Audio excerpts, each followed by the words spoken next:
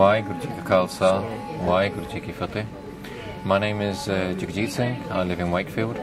I've been asked by VG to talk about 1984. I was born in UK, so I was 7 years old when 1984 happened. I remember watching it on TV. I remember the smoke coming out of the Bar Sahib, and I felt, even though I was Monna and I knew nothing about Sikhi, I felt a bit of pain inside my heart that is saadi koi jagah hai, this is something of ours and there's something wrong happening there.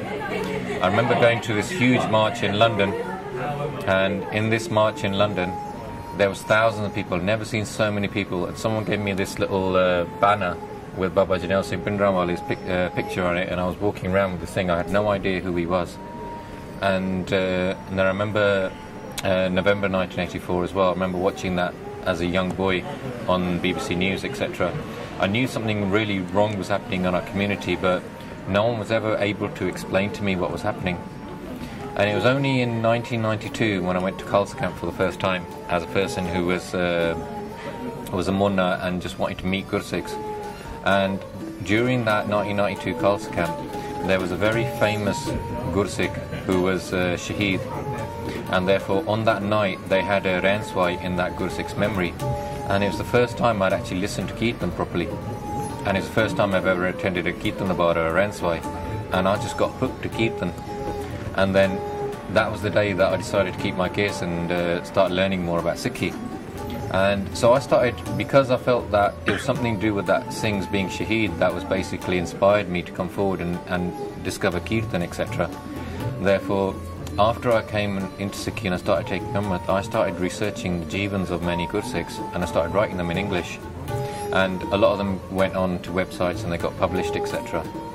And the more I read about these Gursikhs who were Shaheed, I realised they're just Munde, just like me and you watching this video.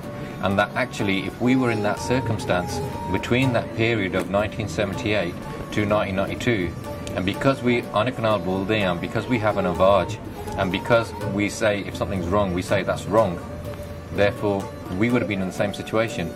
We would either been killed, or we would have been framed, or something would have happened, because any one of us who wants to stand up for our Qawm and stand up for our Panth, that spirit was the very spirit in any one of these things, regardless what they Jathebandi were, regardless of who they were. They had that simple thing: this is our Qawm and we're under attack. And therefore it created an affinity with many of these families.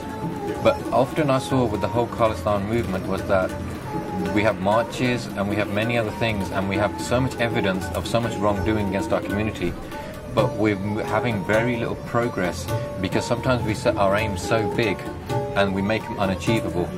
What we need to do often is make small things, small steps, and go towards the bigger aim.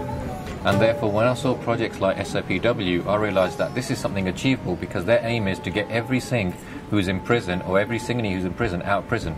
There's a set number of people and it's an achievable aim. And therefore when Bible recently asked me, we started helping him. Originally when he was in prison himself, we helped fight his case, and then afterwards. And this is the thing we need to think about as our Qawm, is that basically, what is it, the thing that you can do?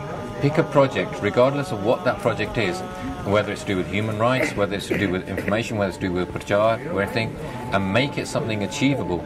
And overall, as a collective, we can create something which is very, very powerful, which is something which is maybe an Azad Sikh Raj, maybe many other things, but we have to make these attainable steps, and we have to make it achievable, and we have to make it sustainable. And that's the key thing, because the level of activity I remember witnessing even up until the 90s in terms of Khalistan or Sikhi Prachar, that level of activity probably doesn't exist today. If often we actually look at the history of our Panth, the Panth was probably the most active under the British, because every day the Gursikhs that went to Azad the Gurdwara, 50 to 100 Marjeevre Sikhs were ready to die, were doing Ardas at the Akal Takht Sahib, and they were going to Nankana Sahib, they were going to Panja Sahib, and many other Gurdwaras in the Panth, and saying, Asi unna nu Azad kar rahe hain. And they were ready to die. We can't do that even today. We couldn't even do that in 84, but they were doing that in the 1900s. So that thing, they achieved the Gurdwara in 1925, they got all their Gurdwara Azad, with Baba Kharak Singh. And therefore they done something which was very achievable and sustainable, But today, them same institutions are no longer under our control. They're under the control of the RSS or other people like that. So what can we do which is achievable and sustainable? These are very important words that we have to learn as a Panth. And therefore, the whole thing with 84, I would urge everyone to learn as much as they are. We did a lecture series which is called Understanding Modern Sikh History, where we went through the whole thing in terms of story from 1947 up until 1992. I would urge as many people to watch that as possible, and many other. There's so much resources out there. If we learn, and then we need to basically understand, and we need to learn to speak articulately to the world and tell them what's actually happening with our Qawm. And as part of that, we need to start talking more articulately to even our own community to make them understand what 1984 was more about. It's more than just one march in London every year. It should be something that we think about regularly and about what we are doing. And therefore, when SOPW started, the aim was basically, even if we can get 1 or 2 Singhs out in a year, which would be a good thing. But if you actually look at it, they've got just under 100 or probably over 100 now out within just a couple of years. So they've done something which is very, very powerful very quickly. In the same way, any of you sitting at home watching this video, you can think of an idea today, within 2 years it could be something which is achieved. So think about what you're going to do. Waheguru Ji Ka Khalsa, Waheguru Ji Ki Fateh.